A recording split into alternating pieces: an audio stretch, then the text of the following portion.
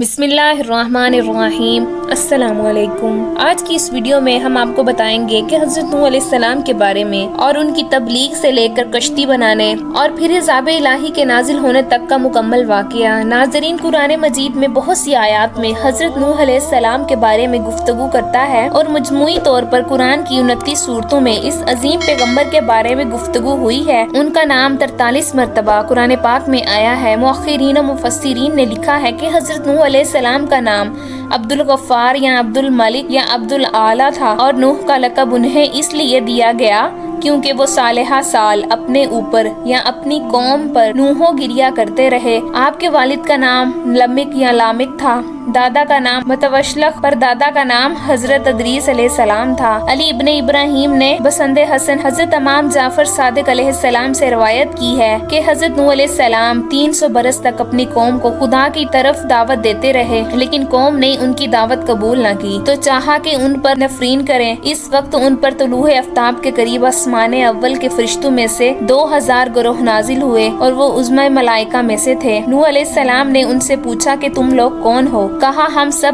آسمان اول کے فرشتے ہیں اور آپ سے سفارش کرتے ہیں کہ آپ اپنی قوم پر نفرین نہ کیجیے۔ حضرت نوح علیہ السلام نے کہا اچھا، میں نے ان کو 300 سال کی مہلت دی، 300 سال ختم ہو گئے اور وہ ایمان نہ لائے تو ان پر آپ نے پھر نفرین کا ارادہ کیا تو دوسرے آسمان کے 2000 گروہ فرشتوں کے آئے۔ نوح علیہ السلام نے پوچھا تم لوگ کون ہو؟ کہا ہم سب آسمان دوم کے قبائل ملائکہ سے 2000 قبیلے ہیں اور ہم آپ کے پاس آئے ہیں اس لیے کہ آپ سے التجا کریں کہ آپ اپنی قوم پر نفرین نہ کریں۔ نوح علیہ السلام نے کہا 300 سال ان کو اور مہلت دی، اور پھر جب 300 سال تمام ہوئے اور وہ لوگ ایمان نہ لائے تو آپ نے ان کے لیے بد دعا کا ارادہ کیا۔ سورہ ہود آیت نمبر 36۔ اور نوح کی طرف یہ وحی کی گئی کہ جو لوگ ایمان لا چکے ہیں ان کے علاوہ وہ آپ کی قوم میں سے ہرگز کوئی اور ایمان نہیں لائے گا، لہٰذا جو کچھ یہ لوگ کرتے ہیں آپ اس سے رنجیدہ نہ ہوں۔ سورۃ نوح آیت نمبر 26-27۔ اور نوح نے کہا پروردگار روئے زمین پر بسنے والے کفار میں سے ایک کو بھی باقی نہ چھوڑ، اگر تو انہیں چھوڑ دے گا تو وہ یقیناً تیرے بندوں کو گمراہ کریں گے اور یہ لوگ صرف بدکار کافر اولاد ہی پیدا کریں گے۔ حضرت نوح علیہ السلام کی اس دعا کے بعد اللہ تعالیٰ نے ان کو حکم دیا کہ وہ کھجور کے درخت بوئیں اور آپ نے درخت لگانا شروع کیا۔ بس آپ کی قوم کے لوگ آپ کے پاس آ کر آپ کا مذاق اڑاتے کہ ایسا بڈھا شخص جس کی عمر کے 900 برس گزر چکے ہیں اور وہ کھجور کے درخت لگا رہا ہے، پھر آپ کو پتھر مارتے تھے۔ اسی طرح 50 برس گزرے اور کھجور کے تمام درخت بڑے اور مضبوط ہو گئے تو اللہ تبارک و تعالیٰ کا حکم آیا کہ ان درختوں کو کاٹیں۔ یہ دیکھ کر آپ کی قوم پھر مذاق کرنے لگی کہ اب جب کہ کھجور کے درخت بڑے ہو گئے ہیں تو اس بڈھے مرد نے کاٹ ڈالے، اس کی عقل زائل ہو گئی ہے اور پیری اس پر غالب آ گئی ہے۔ سورہ ہود آیت نمبر 38-39۔ اور وہ یعنی حضرت نوح علیہ السلام کشتی بنانے لگے اور ان کی قوم کے سرداروں میں سے جو وہاں سے گزرتا وہ ان کا مذاق اڑاتا تھا۔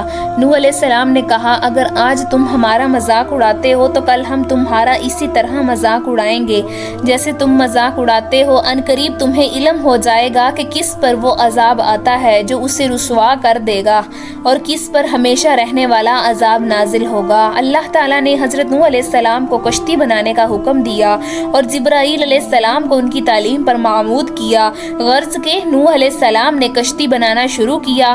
اس کی لمبائی 1200 ہاتھ، چوڑائی 800 ہاتھ اور اونچائی 80 ہاتھ تھی۔ ایک ہاتھ سے مراد کوہنی سے لے کر درمیانی انگلی کا آخری سرا ہوتا ہے اور یہ تقریباً آدھا میٹر ہوتا ہے۔ اس طرح کشتی کی لمبائی تقریباً 600 میٹر، چوڑائی 400 میٹر اور اونچائی 40 میٹر تھی۔ حضرت نوح علیہ السلام نے عرض کی خداوندہ کشتی بنانے میں میری کون مدد کرے گا؟ خدا نے وہی فرمائی کہ اپنی قوم کے درمیان اعلان کرو کہ جو شخص کشتی بنانے میں مدد کرے گا اس کی کوئی چیز تراشے گا، جو کچھ تراشے گا وہ چاندی سونا بن جائے گا۔ حضرت نوح علیہ السلام نے یہ اعلان کیا تو لوگ کشتی بنانے میں آپ کے ساتھ شامل ہو گئے اور مذاق بھی کرتے جاتے تھے کہ جنگل میں کشتی بنا رہے ہیں۔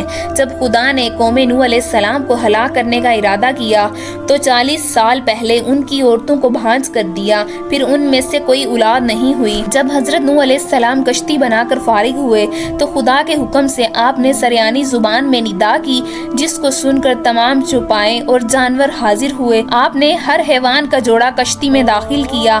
آپ کی 950 سالہ تبلیغ کے نتیجے میں دنیا کے تمام لوگوں میں سے صرف 80 اشخاص آپ پر ایمان لائے تھے۔ سورۃ ہود آیت نمبر 40۔ یہاں تک جب ہمارا حکم آ گیا اور تنوس سے پانی ابلنے لگا تو ہم نے کہا، اے نوح، ہر جوڑے میں سے 2 کشتی پر سوار کرو اور اپنے گھر والوں کو بھی سوائے ان کے جن کی بات پہلے ہو چکی ہے ان کو بھی سوار کرو جو ایمان لا چکے ہیں، اگرچہ ان کے ساتھ ایمان لانے والے بہت کم تھے۔ کشتی مسجد کوفہ میں تیار کی گئی جب وہ دن آیا جس روز خدا ان کو ہلاک کرنا چاہتا تھا۔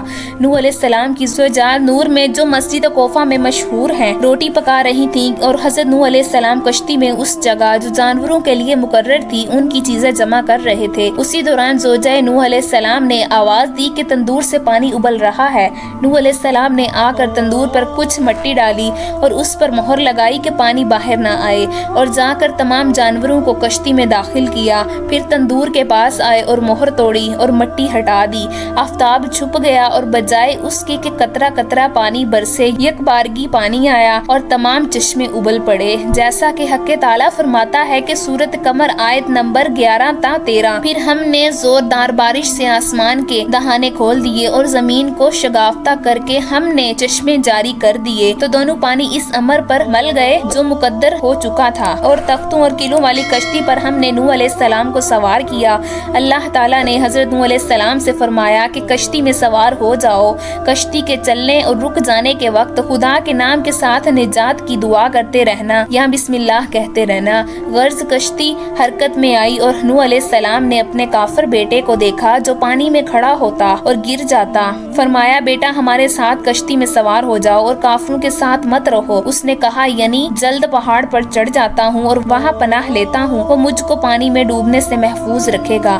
نوح علیہ السلام نے فرمایا، آج خدا کے عذاب سے کوئی بچانے والا نہیں ہے مگر وہی بچ سکتا ہے جس پر خدا رحم فرمائے گا۔ پھر نوح علیہ السلام نے کہا، پالنے والے، یقیناً میرا بیٹا میرے اہل سے ہے اور بے شک تیرا وعدہ سچا ہے تو تو تمام حکم کرنے والوں سے بہتر حکم کرنے والا ہے۔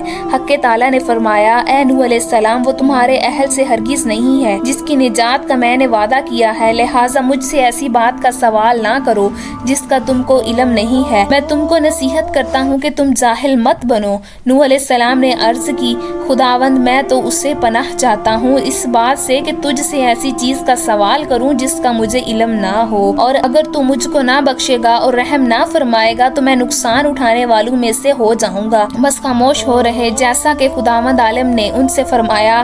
اسی اثنا میں ان کے درمیان موج حائل ہو گئی اور پیسرے نوح علیہ السلام غرق ہو گیا۔ کشتی مڑی اور اس کو موجوں نے تپیڑا دیا یہاں تک کہ مکہ میں پہنچی اور خانہ کعبہ کے گرد طواف کیا، کیونکہ کعبہ کے سوا تمام دنیا غرق ہو گئی تھی۔ خانہ کعبہ کو بیت العتیق اسی لیے کہتے ہیں کہ وہ غرق ہونے سے محفوظ رہا۔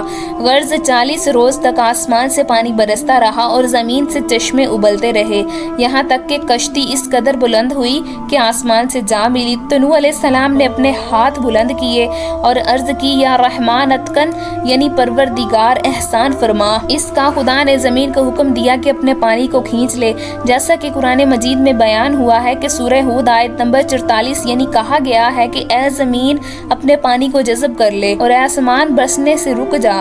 جو پانی زمین سے باہر آیا تھا زمین نے اسے جذب کر لیا مگر آسمان کے پانی کو قبول نہ کیا، اور کہا کہ خدا نے مجھے صرف اپنے پانی کے جذب کرنے کا کہا تو آسمان کا پانی زمین کے اوپر ہی ٹھہر گیا اور کشتی جوتی پر ٹھہری، اور وہ موصل میں ایک بڑا پہاڑ ہے۔ بس خدا نے جبرائیل علیہ السلام کو بھیجا تو جو پانی زمین پر رکا ہوا تھا اس کو ان دریاؤں میں پہنچا دیا جو دنیا کے گرد خلق کیے گئے ہیں۔ نوح علیہ السلام کو خدا نے وحی فرمائی۔ سورہ ہود آیت نمبر 48 کہا گیا ہے کہ اے نوح علیہ السلام اترو ہماری طرف سے سلامتی اور برکتوں کے ساتھ جو آپ اور ان جماعتوں پر ہے جو آپ کے ساتھ ہیں۔ کچھ جماعتیں ایسی بھی ہوں گی جنہیں ہم کچھ مدت زندگی کا موقع بخشیں گے، پھر انہیں ہماری طرف سے دردناک عذاب پہنچے گا۔ پھر حضرت نوح علیہ السلام نے 80 مومنوں کے ساتھ جو آپ کے ہمراہ تھے موصل میں کشتی سے اترے اور مدینہ تو عثمانی ان کی بنیاد ڈالی۔ حضرت نوح علیہ السلام کے 3 بیٹے سام، حام اور یافس تھے۔ یافس ابلیس بھی ان کے ہمراہ کاش میں سوار تھے، اور مورخین کا نظریہ یہ ہے کہ زمین کی اس وقت کی تمام نسلیں انسانی باشکت انہیں تینوں فرزندوں کی طرف ہے۔ ایک گروہ حامی نسل ہے جو افریقہ کے علاقے میں رہتے ہیں، اور دوسرا گروہ سامیین نسل ہے جو مشرق وسطی میں رہتے ہیں، اور یافس کی نسل جو چین کے ساگنین سمجھا جاتا ہے، جو کہ طوفان نوح علیہ السلام کے بعد نسل انسانی حضرت نوح علیہ السلام کے فرزندوں سے آگے بڑھی۔ اسی سبب سے حضرت رسول خدا صلی اللہ علیہ وآلہ وسلم نے فرمایا کہ نوح علیہ السلام دو پتر میں سے ایک بدر ہیں، یعنی حضرت آدم علیہ السلام کے بعد تمام انسانوں کے باپ ہیں۔ اسی وجہ سے حضرت نوح علیہ السلام کو آدم ثانی بھی کہا جاتا ہے۔ روایات میں آتا ہے کہ حضرت نوح علیہ السلام کے کشتی پورے 6 ماہ سرگردہ رہی۔ یہ مدت ابتدائے ماہ رجب سے لے کر ذوالحج کے اختتام تک تھی۔ ایک اور روایت کے مطابق 10 رجب سے لے کر روز عاشوراء تک کشتی پانی کی موجوں میں سرگردہ رہی۔ حضرت امام جعفر صادق علیہ السلام سے منقول ہے کہ حضرت نوح علیہ السلام کی عمر 2500 سال ہوئی۔ 850 سال مبعوث ہونے سے قبل، 950 سال قوم کی ہدایت کا زمانہ، اور 200 سال کشتی کی تیاری میں گزرے، اور 500 سال طوفان کے بعد زندہ رہے۔ جب پانی زمین سے خشک ہوا تو شہروں کی بنیاد ڈالی اور اپنی اولاد کو ان میں آباد کیا۔ جب 2500 سال تمام ہوئے اور وہ اس وقت دھوپ پہ بیٹھے ہوئے تھے، کہا السلام علیکم یا نبی اللہ۔ حضرت نوح علیہ السلام نے جواب دیا اور پوچھا ہے ملک الموت کس لیے آئے ہو؟ کہا آپ کی روح قبض کرنے کے لیے آیا ہوں۔ کہا اتنی مہلت دو گے کہ دھوپ سے سائے میں چلا جاؤں؟